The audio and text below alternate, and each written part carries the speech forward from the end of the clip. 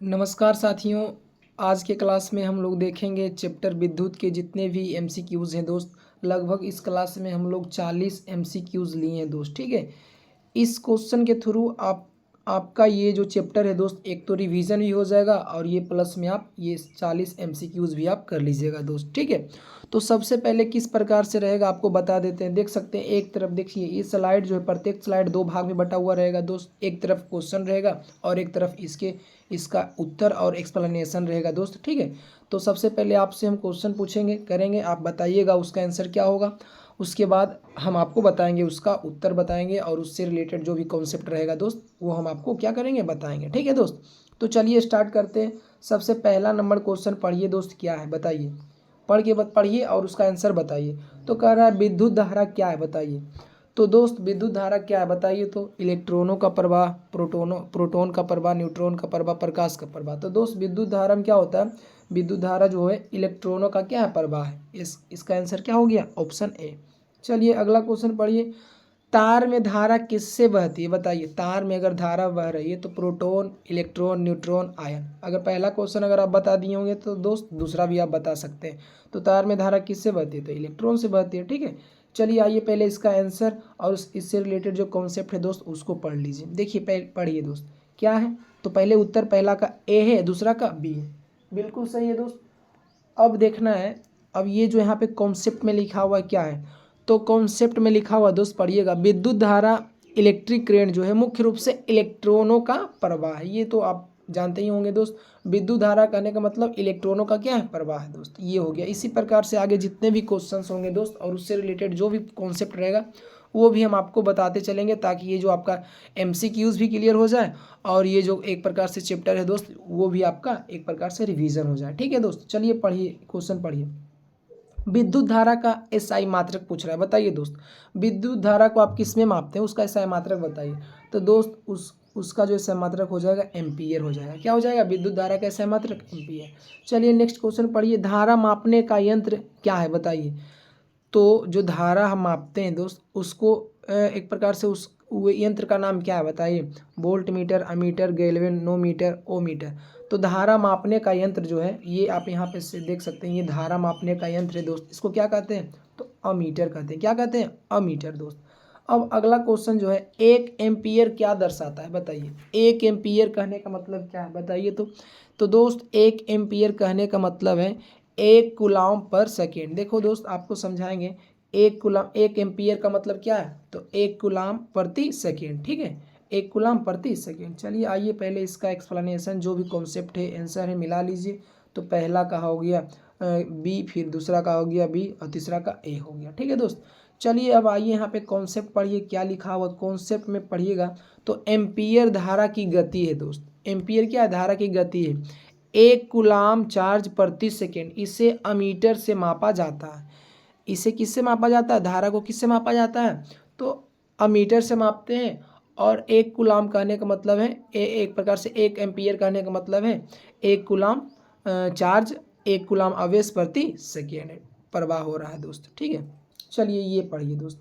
तो आई बराबर क्यू बटे टी में क्यू क्या है बताइए। तो आई तो विद्युत धारा है, क्यू बटे टी तो है समय। तो क्यू यहाँ पे क्या है बताइए।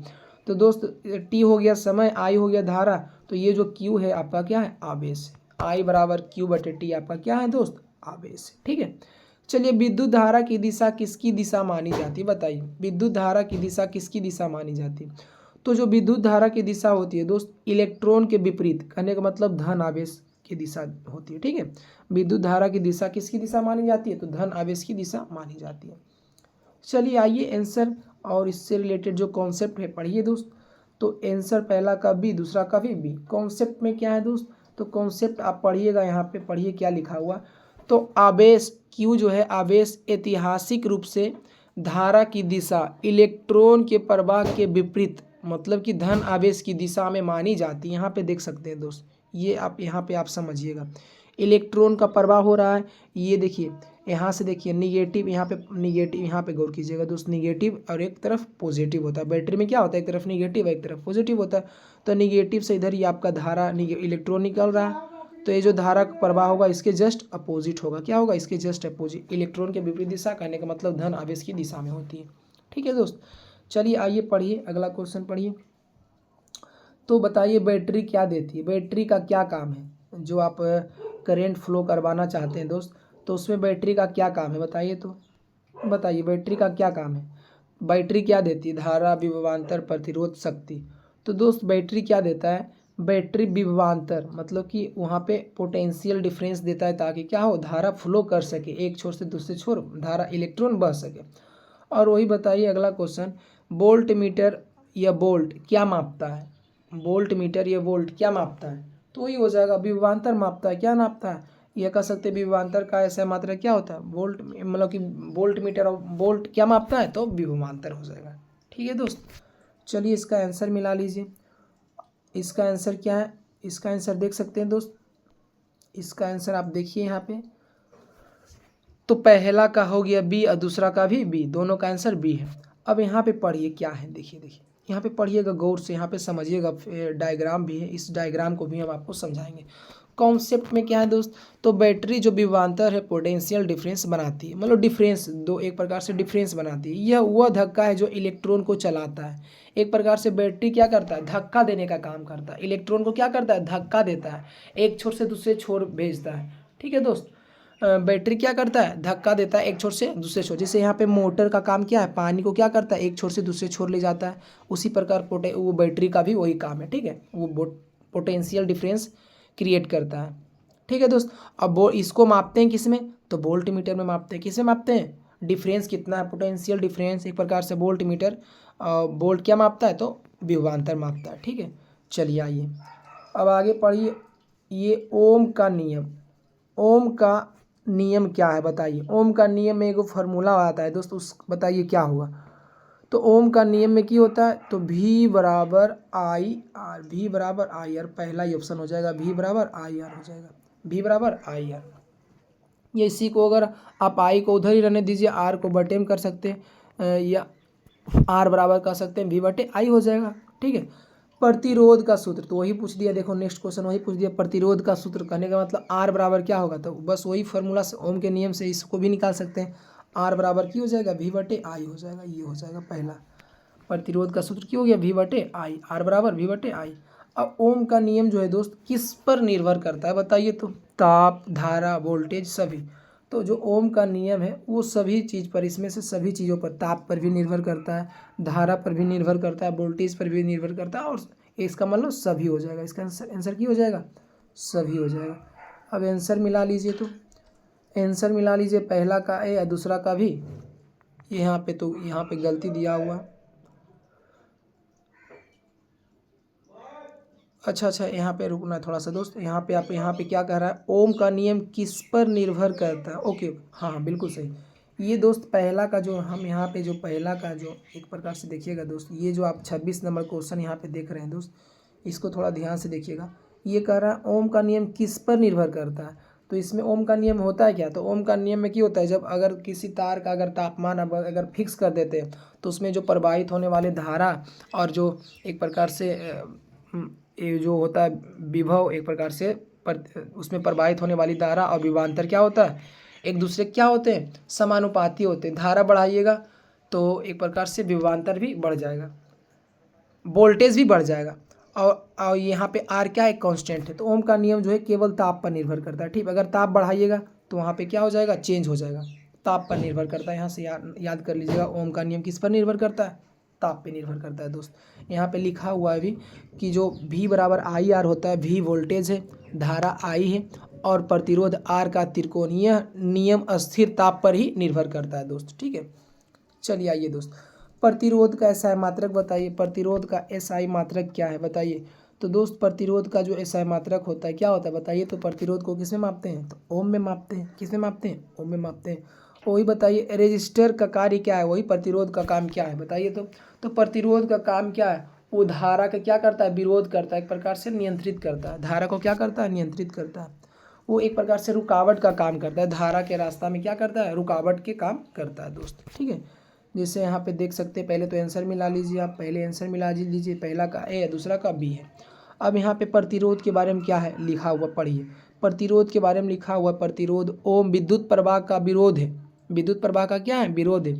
रजिस्टर सड़क पर स्पीड ब्रेकर की तरह काम करता है जो धारा को नियंत्रित करता है। बिल्कुल, देखिए यहाँ पे क्या है, ये जो रजिस्टर क्या करता है, सड़क पर क्या करता है, एक स्पीड ब्रेकर का काम करता है। ब्रेकर जैसे कि कोई भी गाड़ी अगर तेज़ी से आ रही है तो उसको क्या करेगा, धीरे कर देता है। उसी प्रकार रजिस्टर का भी काम है कि धारा को क्या करता है, एक प्रकार से धीरे कर देता है। जो धारा प्रवाहित होते रहता है वो रास्ता में अगर रजिस्टर है लगा दीजिएगा तो उसको थोड़ा कम स्लो कर देगा। इसका मतलब क्या, धारा को नियंत्रित कौन करता है, रजिस्टर करता है दोस्त। चलिए अगला क्वेश्चन पढ़िए, अगला क्वेश्चन पढ़िए भाई। तो प्रतिरोध किन पर निर्भर करता है, बताइए। प्रतिरोध जो है रजिस्टर किन किन बातों पे निर्भर करता है, लंबाई, क्षेत्रफल, पदार्थ, सभी।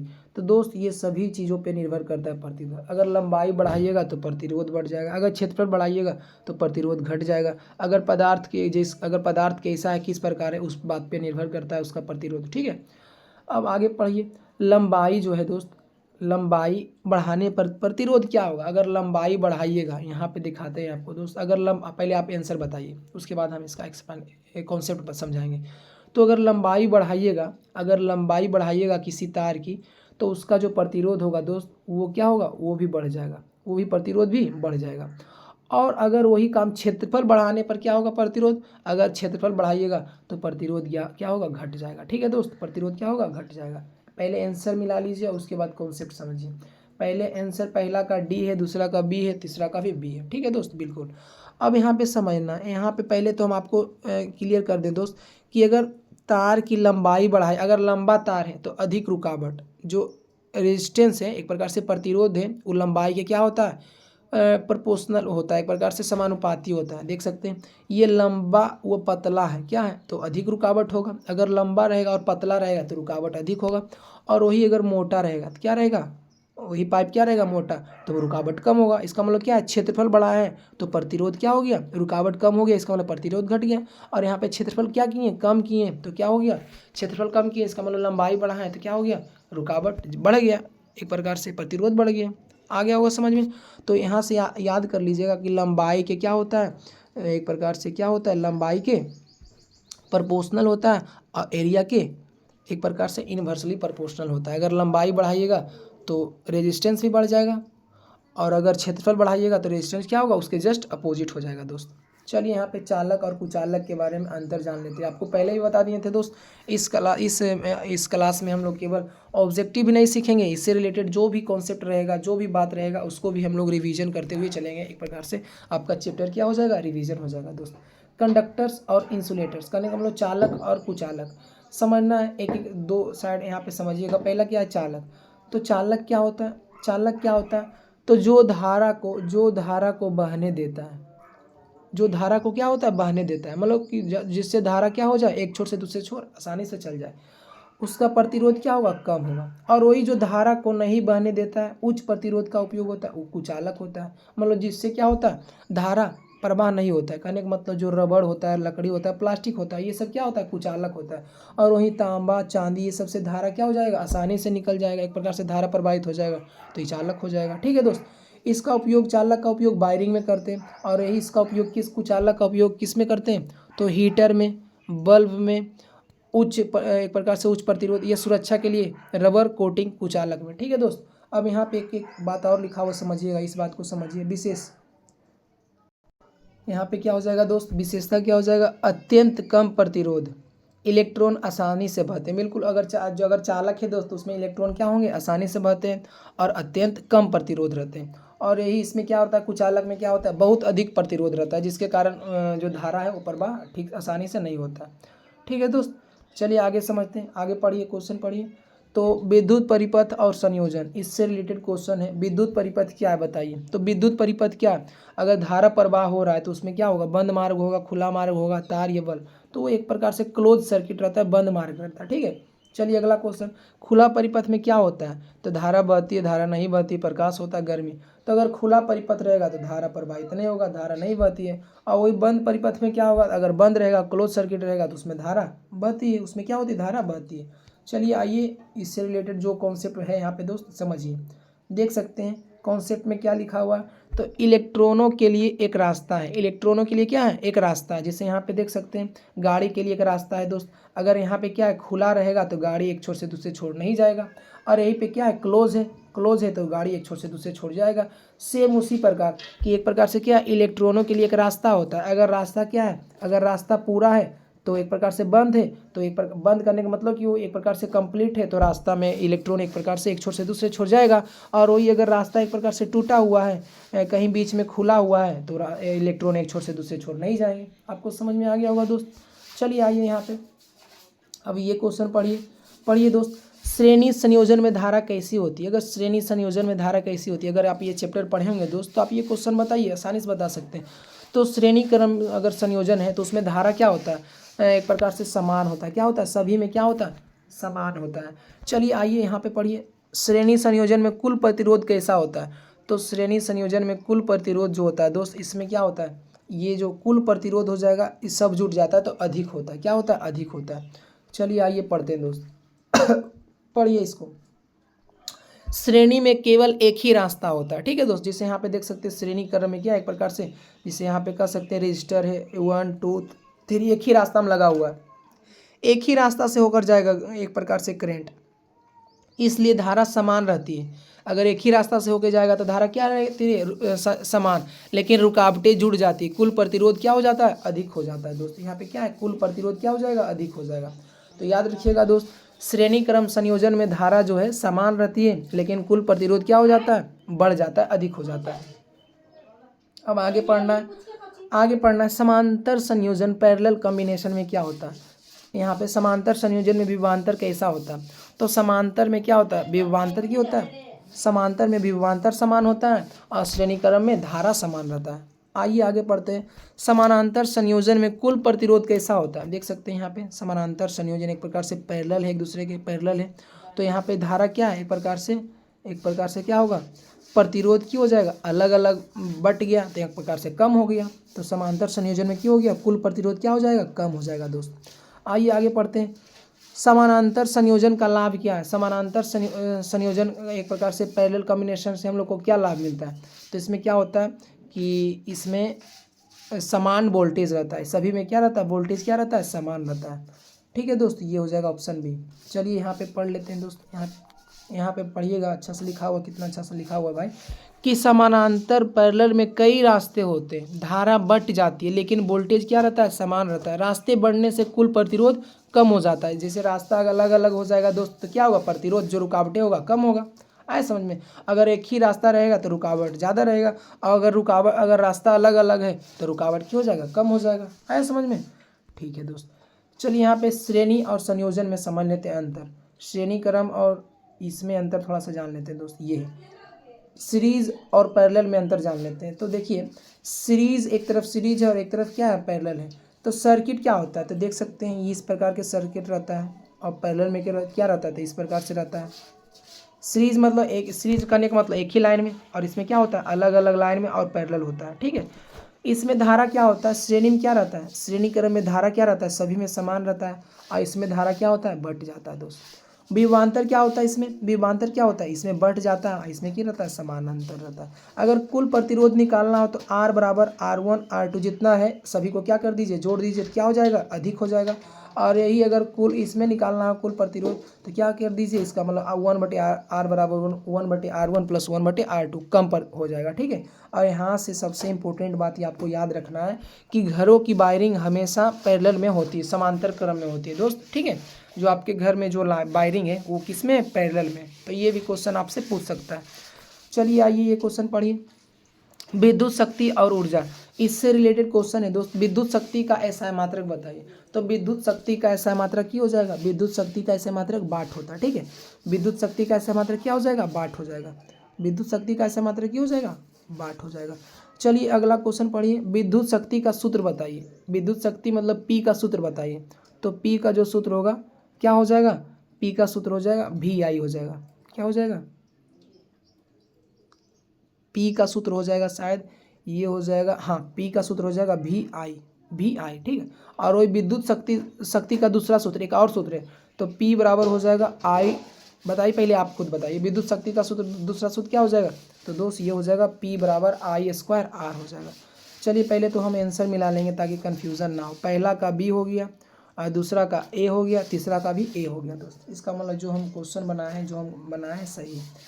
चलिए आइए यहाँ पे पढ़िएगा दोस्त, यहाँ पे पढ़िए, यहाँ पे सभी पॉइंट को पढ़ते हैं ये करके। तो कॉन्सेप्ट में क्या है, तो पावर काम करने की दर है, काम करने की क्या है दर है, शक्ति एक प्रकार से पावर है, जिसे वाट में मापते हैं। किस में मापते हैं, वाट में। P बराबर VI मूल सूत्र है। ओम का नियम V बराबर IR जोड़ने पर यह P बराबर I स्क्वायर R बनता है। देखो दोस्त, P बराबर VI होता है और ओम का नियम क्या होता है, V बराबर IR। तो V के जगह IR रख देंगे तो क्या हो जाएगा, P का सूत्र क्या हो जाएगा, P का सूत्र क्या हो जाएगा, I स्क्वायर R। तो P का दो सूत्र होता है, याद रखना, एक तो ये वाला P बराबर VI और एक होता है P बराबर I स्क्वायर R होता है दोस्त, ये याद रखना है, ठीक है। अब ये देखना, अगला क्वेश्चन पढ़ना, विद्युत ऊर्जा का एसआई मात्रक क्या है, बताइए। विद्युत ऊर्जा को एसआई मात्रक, विद्युत ऊर्जा का एसआई मात्रक क्या है, जूल। विद्युत ऊर्जा का एसआई मात्रक क्या है दोस्त, तो जूल। अब बताइए 1 किलोमीटर, एक किलोवाट घंटा किसके बराबर है, बताइए। 1 किलोवाट, 1 kWh का कहने का मतलब है 1 किलोवाट घंटा किसके बराबर है, तो 3.6 × 10⁶ जूल। ये हो जाएगा, ऑप्शन बी हो जाएगा दोस्त, ठीक है। चलिए आइए अगला क्वेश्चन पढ़िए। विद्युत ऊर्जा का बिल किस में मापा जाता है, जो हम लोग के घर में आता है इलेक्ट्रिक बिल आता है दोस्त, उसको किस में मापा जाता है, तो उसको किलोवाट घंटा मापा जाता है, ठीक है, किलोवाट घंटा में मापा जाता है दोस्त। चलिए आइए, पहला का आंसर हो गया बी, दूसरा का बी, तीसरा का सी हो जाएगा। आइए ये यहाँ से पढ़िए क्वेश्चन, यहाँ पे कॉन्सेप्ट में क्या है, तो ऊर्जा का असली मात्रक जूल है। ऊर्जा का असली मात्रक क्या है, जूल है, लेकिन घरों का बिल किलोवाट घंटा में आता है दोस्त। 1 किलोवाट घंटा बराबर 1 यूनिट बराबर 3.6 मिलियन जूल होता है, ठीक है, वही 3.6 × 10⁶ जूल होता है दोस्त। चलिए आइए, अधिक धारा से क्या होता है, अगर अधिक धारा प्रवाहित होगा तो क्या होता है, तो एक प्रकार से तार क्या हो जाता है, गर्म हो जाता है। ठंडा प्रकाश कुछ नहीं, गर्म हो जाता है। क्या होता है, अगर अधिक धारा प्रवाह होता है तो तार क्या होता है, गर्म हो जाता है दोस्त। हीटर जो होता है, विद्युत हीटर, इलेक्ट्रिक जो एक प्रकार से हीटर रहता है, किस सिद्धांत पर काम करता है, तो एक प्रकार से क्या होता है, ऊष्मीय प्रभाव पे काम करता है, ऊष्मीय प्रभाव पे काम करता है दोस्त। चलिए आंसर मिला लीजिए, तो आपका आंसर पहला का भी, दूसरा का भी। कॉन्सेप्ट में पढ़िए, तो ऊष्मा जो है, ऊष्मा प्रभाव, हीटिंग इफेक्ट जो है दोस्त, जब बहुत सारे इलेक्ट्रॉन उच्च प्रतिरोध वाले तार से टकराते हैं तो घर्षण से गर्मी, हीट पैदा होती है दोस्त। ये यहाँ पे देख सकते हैं, इस प्रकार के हीटर रहता है। इसमें क्या होता है, एक प्रकार से ये जो है उच्च प्रतिरोध वाले तार हैं, इससे जब इलेक्ट्रॉन टकराते हैं तो क्या होता है, घर्षण से गर्मी पैदा होता है दोस्त, ठीक है। चलिए आइए आगे पढ़ते हैं। विद्युत जो फ्यूज़ का कार्य क्या है, बताइए। फ्यूज़ का कार्य क्या है, तो दोस्त जो फ्यूज़ है उसका काम है, वो क्या करता है, जब घर में हम लोग फ्यूज़ लगा देते हैं तो उसका काम होता है सुरक्षा देना होता है। चलिए अगला क्वेश्चन पढ़िए दोस्त। धारा बढ़ाने के लिए क्या करना चाहिए, बताइए। अगर धारा को अगर आप बढ़ाना चाहते हैं तो बताइए क्या करना है, प्रतिरोध बढ़ाना चाहिए, वोल्टेज बढ़ाना चाहिए, दोनों, कुछ नहीं। तो दोस्त अगर प्रतिरोध बढ़ाइएगा तो धारा कम जाएगा, आपको वोल्टेज बढ़ाना होगा। क्या बढ़ाना होगा, वोल्टेज बढ़ाना होगा, तो धारा बढ़ जाएगा दोस्त, ठीक है। चलिए आइए आंसर और चेक कर लेते हैं, और जो कॉन्सेप्ट है उसको भी पढ़ लेते हैं। तो पहला का सी, दूसरा का बी। अब कॉन्सेप्ट में पढ़ते हैं दोस्त, ये देख लीजिए, एक प्रकार से फ्यूज़ है, ठीक है। ये क्या होता है, इसके बारे में पढ़िए। धारा बढ़ाने के लिए धक्का, वोल्टेज बढ़ाए, अगर धक्का दीजिएगा तेज़ी से तो इलेक्ट्रॉन तेज़ी से फ्लो होगा, इससे क्या होगा, धारा बढ़ेगा। लेकिन अगर धारा बहुत अधिक हो जाए, तो फ्यूज़ तार पिघलकर टूट जाता है और घर को आग से सुरक्षा देता है दोस्त। अगर धारा ज़्यादा बढ़ जाएगा तो क्या हो जाएगा, ओवरलोडिंग हो जाएगा दोस्त, ठीक है, कई सामान जलना स्टार्ट हो जाएगा। लेकिन उससे पहले क्या होता है, ये जो फ्यूज़ होता है यही टूट जाता है दोस्त, जिससे क्या होता है, घर के लाइन पूरा कट जाता है, जिससे क्या होता है, घर में आग लगने से बच जाता है दोस्त। चलिए आइए आगे पढ़ते हैं। तो ये कुछ सूत्र है दोस्त, यहाँ पे जान लेंगे। पहला तो ओम के नियम में क्या होता है, V बराबर IR होता है दोस्त, ठीक है। V बराबर क्या होता है, IR। और वही आवेश में क्या होता है, तो I बराबर Q/T। और यहाँ पे क्या हो जाएगा, शक्ति में क्या होता है दोस्त, P बराबर VI, और एक और सूत्र है P बराबर I स्क्वायर R। और यहाँ पे ऊर्जा जो एनर्जी होता है, E बराबर क्या होता है, P × T। और 1 किलोवाट घंटा जो होता है, 1 किलोवाट घंटा होता है 3.6 × 10⁶ जूल होता है दोस्त, ठीक है। तो ठीक है दोस्त, ये हो गया आपका विज्ञान में, आपका भौतिक विज्ञान रटने का नहीं, समझने का विषय है दोस्त।